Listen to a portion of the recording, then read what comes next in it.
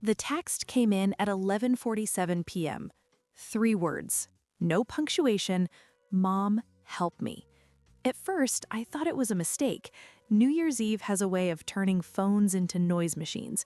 Group chats lighting up, drunken typos, confetti emojis sent by people who mean well and think less. I was standing in my kitchen, halfway between pouring sparkling cider and checking the oven, when my phone buzzed against the counter. I glanced at the screen. My daughter's name. I frowned. She was supposed to be upstairs in the guest room changing into the silver dress she'd begged me to pack. She'd been excited about tonight. Nervous, but trying not to show it.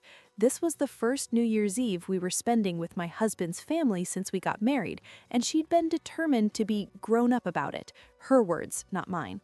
I typed back immediately. "What's wrong?" No response. I wiped my hands on a towel and called her, straight to voicemail. My stomach tightened.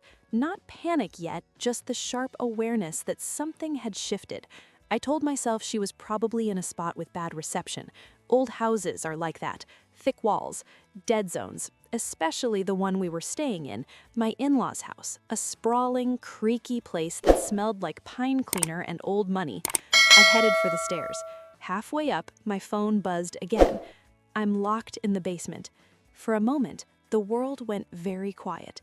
Not silent, just distant, like someone had turned the volume down on everything that wasn't my pulse. I stood there, one hand gripping the banister, rereading the message as if it might rearrange itself into something less horrifying.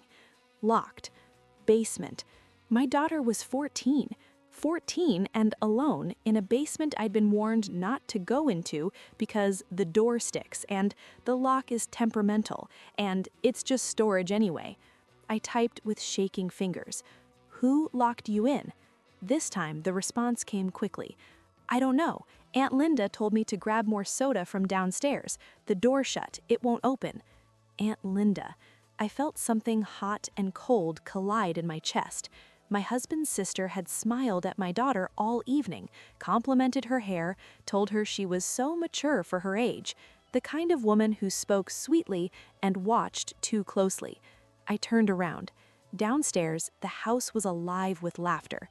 Glasses clinked, music pulsed softly from the living room speakers, some classic countdown playlist my mother-in-law insisted on every year. People were already gathering near the fireplace, talking about resolutions, about how fast the year had gone. None of them knew. I walked into the living room and scanned the faces. My husband stood near the bar, laughing at something his cousin said. My mother-in-law sat regally on the couch, champagne flute in hand. Aunt Linda was by the kitchen island, scrolling through her phone, the corners of her mouth turned up in a small, satisfied smile. I went straight to her. "Where's my daughter?" I asked. My voice sounded calm, too calm, the kind of calm that comes from your body going into override. Aunt Linda looked up, blinking innocently. "Isn't she upstairs?" "No," I said. "She says you sent her to the basement." Her smile didn't disappear. It just adjusted. "Oh," she said lightly. "I asked her to grab a few cans. I'm sure she's on her way back." "She's locked in," I replied. The word landed between us like a dropped plate. Aunt Linda laughed. "That's not funny," she said, waving a hand. "That old door closes on its own sometimes. She probably just needs to pull harder." I stared at her. "She says it won't open," I said. "Now." My mother-in-law looked over. "What's going on?" "My daughter is locked in your basement," I said, raising my voice just enough for the room to hear. The music seemed louder suddenly. Someone turned it down. "Oh, for heaven's sake," my mother-in-law said, annoyed. "It's just a basement. She's fine." "She's a child," I snapped. "She's 14, Kendenik corrected. "Practically grown." I didn't argue. I turned and headed toward the basement door. It was tucked behind the kitchen, a narrow wooden door painted the same off-white as the walls. I grabbed the handle and pulled. It didn't budge. I pulled harder. Nothing. "See?" Aunt Linda called from behind me. "It sticks." I twisted the knob again. harder this time, feeling the resistance. There was a lock on the outside, a lock I hadn't noticed before. My hands started to shake. "Why is there a lock on this door?" I demanded. "For storage," my mother-in-law dismissively said. "Old things, you know how it is." I dropped to my knees and pressed my ear to the door. "Sweetheart," I called, "can you hear me?" Her voice came back faint, muffled. "Yes, Mom, it's dark." My chest constricted. "Are you okay?" I asked. "I think so, but it's cold and I can't find the light switch." I closed my eyes for half a second. When I opened them, I stood up slowly and turned around. The room had gone quiet. Everyone was watching now. "Open the door," I said. My mother-in-law sighed dramatically. "You're making a scene." "Open the door." Aunt Linda shrugged. "I don't have the key." I stared at her. "What?" "It's probably in the junk drawer, or the garage, or somewhere." My husband finally stepped forward. "What's going on?" he asked, confusion creasing his forehead. I looked at him. "They locked her in the basement," I said. He laughed once, automatically. "That's ridiculous." "Try the door," I said. He did. It didn't open. His smile faded. "Where's the key?" he asked his mother. She frowned. I don't know. It's an old house." My phone buzzed again. "Mom, I'm scared." That was it. Something in me snapped. Not explosively, not loudly. It was cleaner than that, like a wire being cut. I turned back to the group. No one is drinking. No one is counting down. No one is doing anything, I said, my voice steady, until that door is open. My mother-in-law scoffed. "You can't dictate." "I can, and I am." Aunt Linda rolled her eyes. "You're overreacting." I walked toward her slowly. "Listen to me very carefully," I said. "If my daughter is not out of that basement in the next 5 minutes, I will call the police." The word police changed the air. My husband's cousin choked on his drink. Someone muttered, "Is she serious?" I was very serious. My mother-in-law stood up. "You wouldn't dare." I pulled my phone out and unlocked it. 4 minutes, I said. Aunt Linda's face hardened. "You'd ruin New Year's Eve over this?" I looked her straight in the eye. "You already did." My husband grabbed my arm. "Let's calm down." I shook him off. "No, you calm down. They locked a child in a basement. On purpose or not, I don't care. She's in there now." Another message came through. "Mom, I hear people laughing." My throat burned. I turned back to the door and pressed my palm against it. "I'm here," I said softly. "I'm not going anywhere." Behind me, the adults started arguing, voices overlapping, excuses flying. "I didn't mean. It's just an old lock. She's making it worse." None of it mattered. What mattered was the quiet voice on the other side of the door, counting on me to do what no one else in that house seemed willing to do. I straightened and faced them again. 3 minutes, I said. And as the seconds ticked toward midnight, I realized something with terrifying clarity. They thought this was an inconvenience. They thought it was an accident. They thought I would back down to keep the peace. They had no idea that they had just turned their holiday into the worst night of their lives, and I was only getting started. The countdown clock in the living room blinked 11:56 p.m., 4 minutes to midnight, 4 minutes while my daughter sat alone in the dark, cold basement of a house full of adults who were more concerned with appearances than consequences. I stood with my back to the basement door, phone in my hand, my thumb hovering just above the call screen. "Let's not be dramatic," my mother-in-law said, smoothing her cardigan like she was preparing for a photo, not a crisis. "We'll find the key." "You should have found it already," I replied. Aunt Linda was pacing now, irritation replacing her earlier smugness. "I told you it's an old house. That door sticks all the time."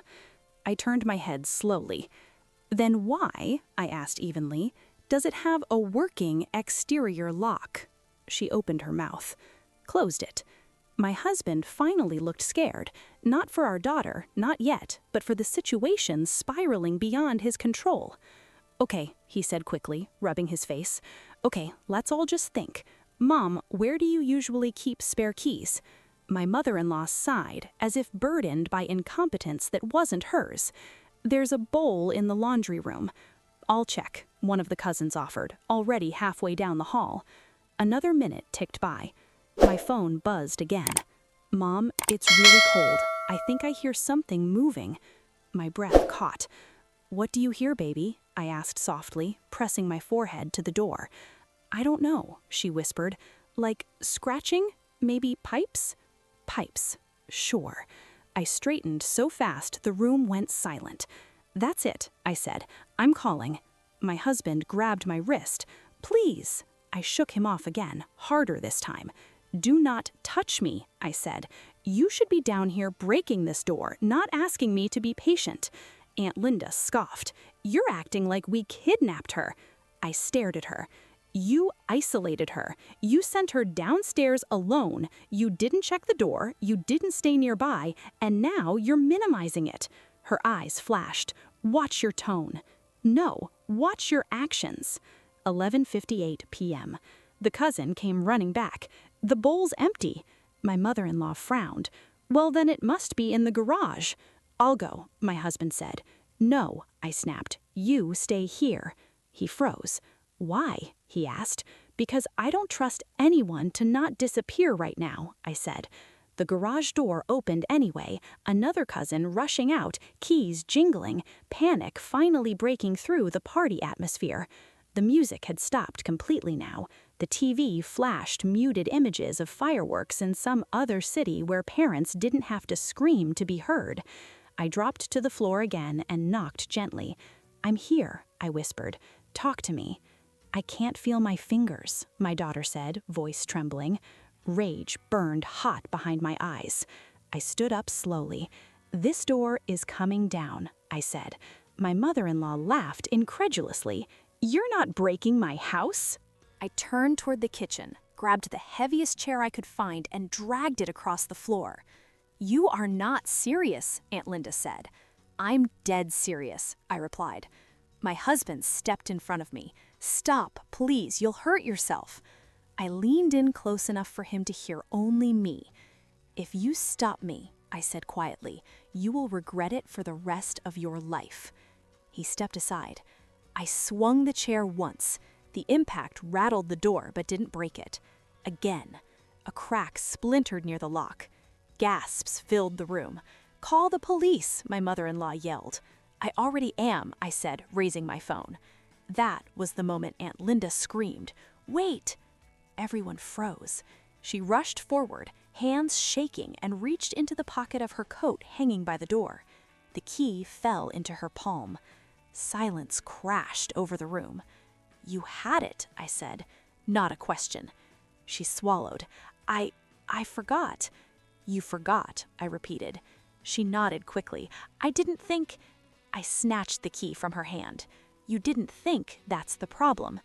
I unlocked the door. The click sounded louder than the countdown ever could. I yanked it open and ran down the steps 2 at a time. The basement was colder than I expected. Concrete walls, one bare bulb hanging from a cord, flickering weakly, boxes stacked too high, shadows everywhere. My daughter was curled up against the far wall, hugging herself, eyes wide with fear. She looked up when she saw me and burst into tears. I dropped to my knees and pulled her into my arms. I've got you, I said over and over. I've got you. Her hands were ice cold. She clung to me like she was afraid the room might swallow her again. Behind us, footsteps echoed as the rest of the family crowded the stairs. I turned my head sharply. No, I said, stay up there. They stopped. I wrapped my coat around my daughter and lifted her. As I carried her upstairs, I felt something solidify inside me. This was no longer about panic. This was about accountability. We reached the living room just as the clock hit 12 a.m. Fireworks exploded silently on the TV. Cheers erupted outside from neighbors. Inside that house, no one celebrated. I set my daughter on the couch and wrapped her in blankets. "Sweetheart," I said gently, "do you want to go home?" She nodded immediately. My husband opened his mouth. I held up my hand. "You don't speak right now," I said. I turned to my mother-in-law. "You allowed this," I said. She bristled. "That's not fair." "You allowed a locked basement door," I continued. "You dismissed me. You protected the person responsible, and you cared more about your party than my child." Aunt Linda started crying. "I didn't mean to." I cut her off. "You don't get to cry," I said. "She does." I gestured to my daughter, who was still shaking. The room felt small, claustrophobic. "You ruined New Year's Eve," my mother-in-law said bitterly. I laughed once, short, sharp. "No," I said. "You exposed yourselves." I picked up my phone again. "Who are you calling now?" my husband asked, voice breaking. "Child Protective Services," I replied calmly, "and the police, to document this." My mother-in-law gasped. "You wouldn't." I looked at her. "Try me." My daughter squeezed my hand. "Mom," she whispered, "I just want to go home." I nodded. "We will," I said, "right after this." I stepped into the hallway to make the call. As the phone rang, I looked back at the living room full of stunned faces. Faces that had assumed I would swallow my anger, smooth things over, let it go. They didn't know me as well as they thought. Because when someone locks my child in a basement, I don't ruin their holiday. I dismantle their sense of safety. And this was only the beginning. The police arrived at 12:18 a.m. 2 officers, calm voices, neutral expressions. The kind people wear when they don't yet know who they're dealing with or how ugly the truth is about to get. The moment they stepped into the house, the energy shifted. No more shouting, no more dismissive laughter, no more pretending this was a misunderstanding. Authority has a way of doing that. I met them at the door with my daughter wrapped in blankets against my chest. "She's the one who was locked in," I said simply. One of the officers knelt immediately, lowering himself to my daughter's eye level. "Hey there, I'm Officer Reyes. Are you okay?" My daughter nodded, but her body betrayed her. She was trembling, small, involuntary shakes she didn't even realize she was making. "It was dark," she said quietly, "and the door wouldn't open." Officer Reyes's jaw tightened just a fraction. The second officer, Officer Miller, turned to the room. "Who owns the house?" My mother-in-law lifted her chin. "I do."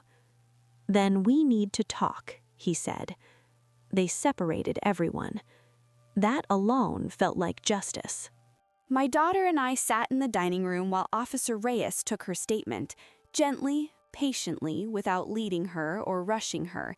He asked where she'd been told to go, who told her, what she heard, how long she'd been inside. "She told me to get soda," my daughter said, pointing shakily toward the kitchen. "She said it was downstairs." "And then?" he asked. "The door closed," my daughter said.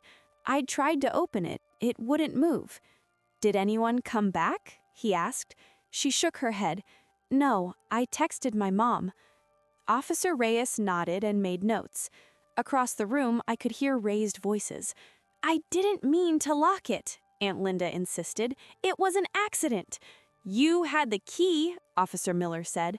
"I forgot," she cried.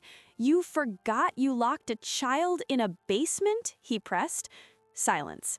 My mother-in-law jumped in. "This is being blown out of proportion." Officer Miller turned to her slowly. "Ma'am," he said, "a minor was confined in a locked space without supervision. That's not a proportion problem." That shut her up. My husband hovered uselessly between rooms, face pale, hands opening and closing like he wanted to grab onto something solid and couldn't find it. When Officer Reyes finished with my daughter, he looked at me. "Mom," he said gently, "can I ask you a few questions?" I nodded. I told him everything. The text messages, the dismissal, the key, the threat to call the police that suddenly made the truth appear. I didn't exaggerate. I didn't editorialize. I didn't need to. Facts were enough. He listened, nodding slowly, occasionally glancing toward the kitchen where raised voices continued. When I finished, he closed his notebook. "Thank you," he said. "You did the right thing." That nearly broke me. Not the fear, not the anger, the validation. By 1:05 a.m., the party was officially dead. The police asked Aunt Linda to step outside. She came back in, pale and furious, shooting me a look that tried and failed to intimidate me. "She's telling them lies," she hissed under her breath. I leaned toward her. "If you say one more word to me," I said quietly, "I will make sure every version of this story includes your name." She shut up. Officer Miller gathered everyone in the living room. "This incident is being documented," he said. "CPS will follow up. There will be an investigation." My mother-in-law's face went slack. "An investigation?" she repeated. "Yes," he said, "into the safety of the environment and the conduct of the adults present." My husband finally found his voice. "Is that really necessary?" Officer Miller looked at him. "You're asking if it's necessary to investigate why a child was locked in a basement while adults partied upstairs?" he said flatly. My husband looked down. No one spoke after that.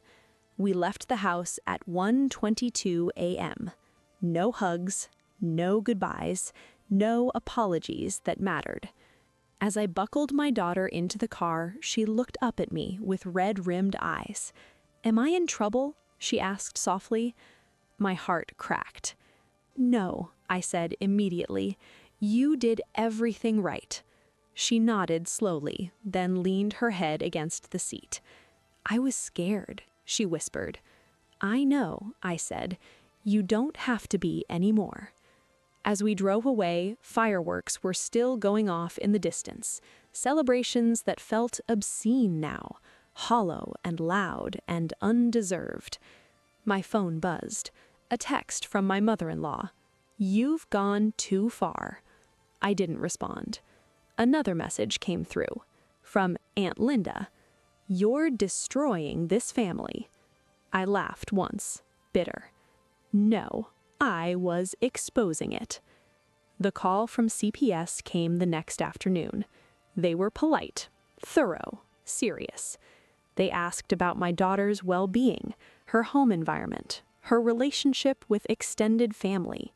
They asked if there had been previous incidents, previous discomfort, previous jokes that crossed lines. I told them the truth. There had been comments, boundary pushing, moments I'd brushed off because I didn't want to be difficult. I wouldn't make that mistake again. After the call, I sat in my car for a long time. My hands were steady now. The shock had worn off. What remained was resolve. Because the truth was unavoidable now. That basement door didn't just lock my daughter inside, it unlocked something in me. A clarity I hadn't had before. A certainty that keeping the peace was never worth my child's safety. And as the fallout began to ripple outward, calls unanswered, invitations rescinded, whispers starting to circulate, I knew one thing for sure. They thought the nightmare was the police. They were wrong. The nightmare was accountability, and it had only just begun. The silence that followed New Year's Eve lasted exactly 48 hours. That was how long it took for my husband's family to decide that shock wasn't working, and that control needed to be reasserted. The first sign wasn't loud, it was subtle, strategic. A text message from my mother-in-law, sent early in the morning before most people were fully awake. "We need to talk, privately. This has gone far enough." I read it while standing in my kitchen, coffee going cold in my hand, my daughter still asleep down the hall. I didn't reply. I didn't need to. I already knew what talk meant in her world. It meant pressure. It meant rewriting. It meant making sure the story ended in a way that kept her reputation intact. An hour later, another message came through. "The police didn't need to be involved. You embarrassed us." There it was. Not, "Is she okay?" Not, "We're sorry." Not, "What can we do to fix this?" Just embarrassment. I set my phone face down on the counter and breathed slowly through my nose, grounding myself the way I'd learned to do years ago, long before this family ever entered my life. Because this wasn't new behavior, it was just finally undeniable. By that afternoon, the messages multiplied. Aunt Carol, the quiet one, sent a carefully worded paragraph about family misunderstandings and how things can look worse than they are when emotions are high. She ended it with, "You don't want this hanging over your daughter, do you?" I stared at that line for a long time, because it told me exactly how they thought. They didn't see my daughter as a person who had been terrified and harmed. They saw her as leverage. I screenshotted the message, then I blocked the number. My husband tried to be the bridge, I'll give him that much. That evening, after our daughter went to bed, he sat across from me at the kitchen table, hands clasped tightly, jaw tense in that way that meant he was bracing himself for impact. "They're spiraling," he said quietly.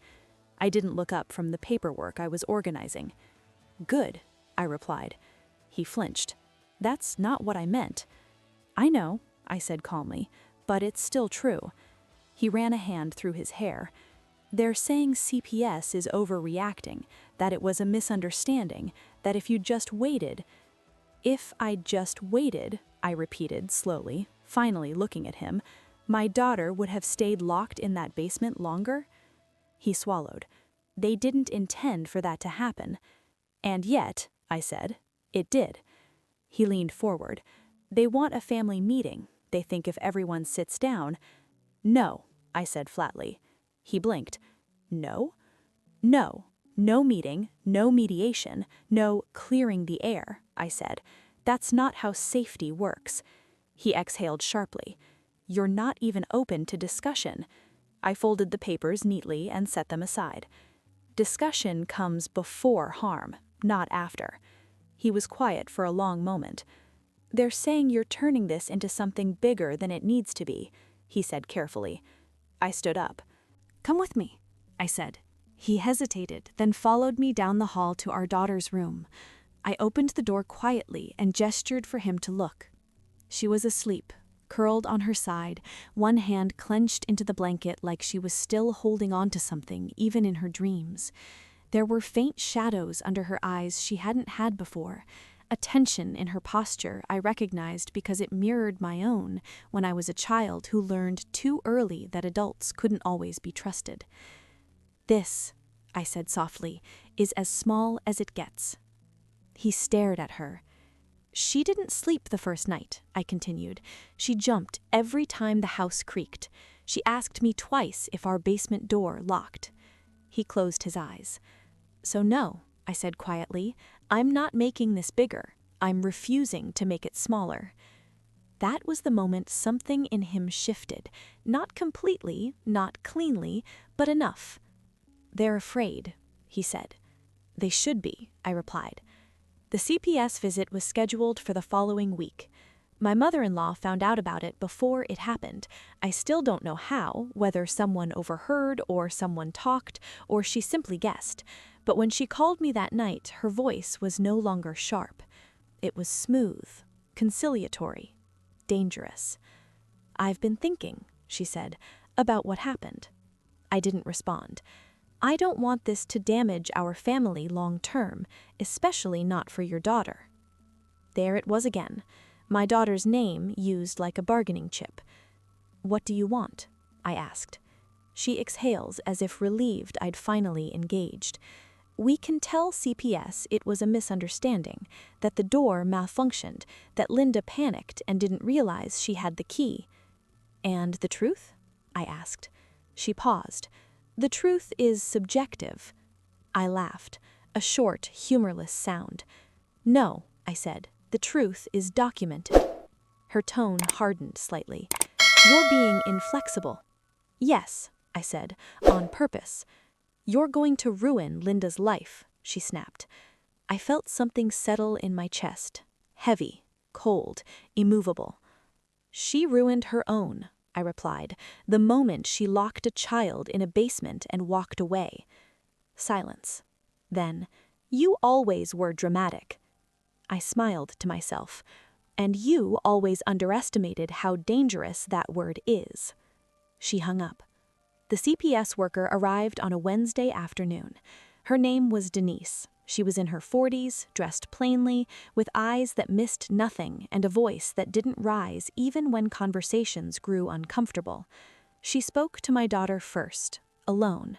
I waited in the kitchen, heart pounding despite my confidence, reminding myself that this wasn't an interrogation. This was protection. When Denise finished, she came to find me. "Your daughter is very articulate," she said, "and very clear." "About what?" I asked. "About who helped her," Denise replied, "and who didn't." That mattered. Denise asked me about the family dynamic, about holidays, about previous interactions with Aunt Linda, about comments, behaviors, anything that had ever made me uneasy. I didn't sugarcoat. I didn't exaggerate. I told the truth. About the way Linda watched my daughter too closely. About the jokes that crossed lines. About the dismissiveness when I voiced concerns. Denise nodded as she wrote. "Minimization is a pattern," she said finally, "not an accident." Those words echoed in my head long after she left. The backlash escalated after that. My husband's family realized the story wasn't staying inside the walls of that house. A neighbor had seen police cars. A friend had heard something from someone who knew someone. A version of the truth was circulating, and they weren't controlling it. My phone lit up with messages from extended relatives I barely knew. What really happened? They're saying it wasn't as bad as you're making it sound. You know how Linda is. Yes, I did. And so did my daughter now. I responded to exactly one message. My child was locked in a basement. The police and CPS are involved. That's all anyone needs to know. Then I stopped engaging. Linda showed up at our house 3 days later, uninvited, unannounced. I opened the door and found her standing there in oversized sunglasses, lips pressed tight, her body vibrating with restrained fury. "We need to talk," she said. "No," I replied. She scoffed. "You don't get to shut me out." I stepped fully into the doorway, blocking her view inside. "I do, and I am." "You're destroying everything," she hissed. I looked at her calmly. "They should be." "You think you're righteous," she sneered. I leaned closer. "I think you locked my child in a basement and thought I'd choose politeness over protection." She opened her mouth. I didn't let her speak. "If you ever come near my daughter again," I said quietly, "I will not warn you, I will not hesitate, and I will not soften the consequences." Her face drained of color. She stepped back. I closed the door. That night, my daughter asked me a question I knew would come eventually. "Why did she do that to me?" she asked softly as I tucked her in. I sat beside her, choosing my words carefully. "Because some adults care more about feeling powerful than being kind," I said, "and that's not your fault." She nodded slowly. "Are we safe now?" she asked. I brushed her hair back gently. "Yes," I said, "because I won't let anyone hurt you to keep the peace." She smiled faintly. "Good," she said. I didn't like their house anyway. I laughed softly, blinking back tears. Neither did I. By the end of the week, my husband's family had stopped calling. Not because they were remorseful, because they were afraid. Afraid of records, afraid of oversight, afraid of what would happen if they pushed again. And that fear, earned, justified, unavoidable, was the beginning of something they'd never experienced before. Boundaries. They thought the nightmare was the police report. They thought it was CPS. They thought it was gossip. They were wrong. The nightmare was realizing that I was no longer someone they could pressure, dismiss, or intimidate into silence. And as I watched my daughter sleep peacefully for the first time since that night, I knew one thing with absolute certainty. This wasn't over, but it was no longer theirs to control. The call came on a Friday morning, not from my husband's family, not from CPS, not from the police, from a lawyer.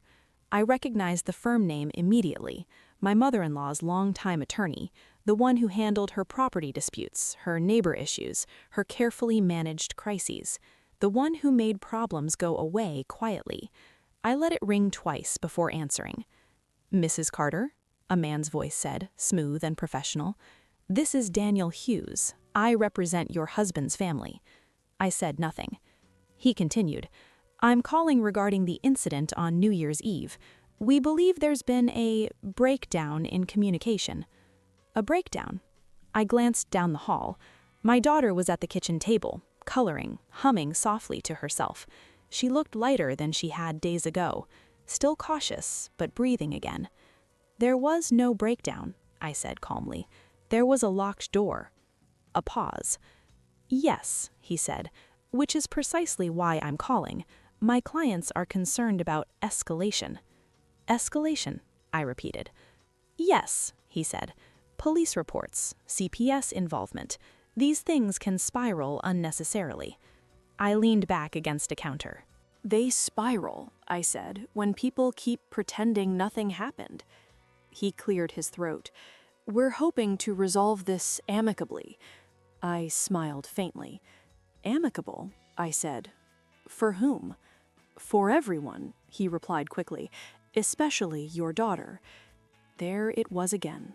My daughter's name, wrapped in legal language, used as a soft weapon. "I'm listening," I said. He exhaled, relieved. "My clients are prepared to offer a written apology," he said. "They are also willing to commit to family counseling and to acknowledge that mistakes were made." "Mistakes?" I said. "Yes," he replied, "and in return, they would like assurance that the matter won't proceed further." I waited. He added, "Specifically regarding CPS." Silence stretched between us. "You want me," I said slowly, "to interfere with an active child safety investigation." "No," he said quickly, "not interfere, clarify." I laughed. Not loudly, but enough. "Let me be very clear," I said. "You don't get to negotiate with my child's safety." His voice tightened. "Mrs. Carter, these things can have long-term consequences." "They already have. For my daughter." Another pause. Then, more cautiously, "Are you saying you won't consider a resolution?" "I'm saying," I replied, "that the resolution is no longer mine to give." The line went quiet. "I'll inform my clients," he said finally. "Please do," I replied. I hung up. My husband came home early that day. He didn't say much at first. He set his keys down, sat at the table, and watched our daughter color for a while, like he was memorizing the way she existed in that moment. "She slept through the night," he said quietly. "Yes," I replied. "She didn't ask about them?" "No," I said. He looked at me then, really looked. "I didn't protect her," he said. The words were heavy, not defensive, not self-pitying, honest. I sat across from him. "You didn't, but you can choose what happens next." He nodded slowly. "They want to fix it, make it disappear." I shook my head. "That's not fixing." He exhaled. "I know. We sat in silence for a moment. Then he said something I hadn't expected. "If they try to force contact," he said, "we leave, no discussion." Something loosened in my chest. "Okay," I said. The CPS follow-up meeting happened the next week. Denise returned, clipboard in hand, her demeanor professional but warmer this time. She spoke to my daughter again, briefly, asked how she'd been sleeping, if she felt scared at night, if she felt safe in our home. My daughter answered honestly, yes, yes, yes. Denise nodded and wrote. Then she sat with me.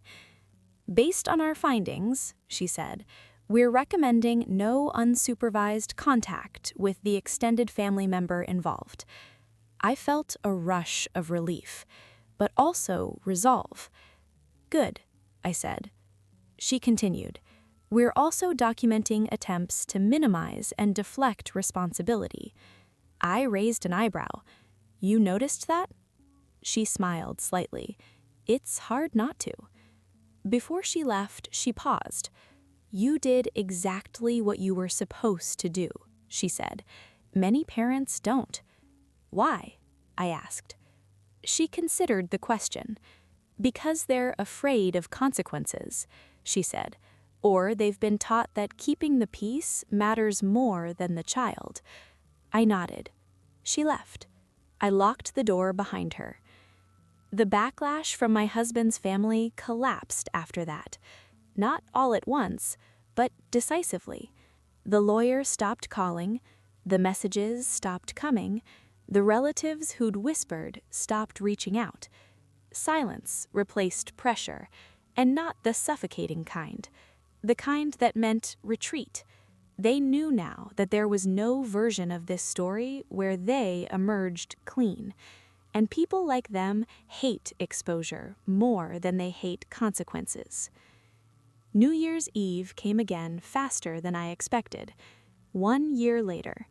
We didn't travel, we didn't attend parties, we stayed home. My daughter helped decorate cupcakes. We played board games. We watched fireworks from the window, safe and warm and together. At 11:47 p.m., she looked up at me. "Mom?" she asked. "Yes, sweetheart?" "This time last year was when I texted you." I felt my throat tighten. "I know," I said gently. She nodded. "I was scared you wouldn't see it." I reached for her hand. "I will always see you," I said. She smiled. "I know," she replied. At midnight, we hugged. No countdown, no noise. Just us. The final blow to my husband's family didn't come from me. It came from reality. Linda lost access to other children in the family after word spread. Not officially, just quietly. Parents stopped inviting her, stopped leaving kids alone with her, stopped making excuses. My mother-in-law's social circle shifted. Invitations thinned. Whispers followed her in rooms she used to command. No one said why. They didn't have to, because people don't need all the details to sense something is wrong. They just need consistency. And my version never changed. One afternoon, months later, my husband received a letter, handwritten, from his mother. He let me read it. It wasn't an apology. It wasn't an admission. It was grief. Grief over lost control, lost access, lost image. She wrote, "I never thought it would come to this." I handed the letter back. "It didn't have to," I said. He nodded. "I know," he replied.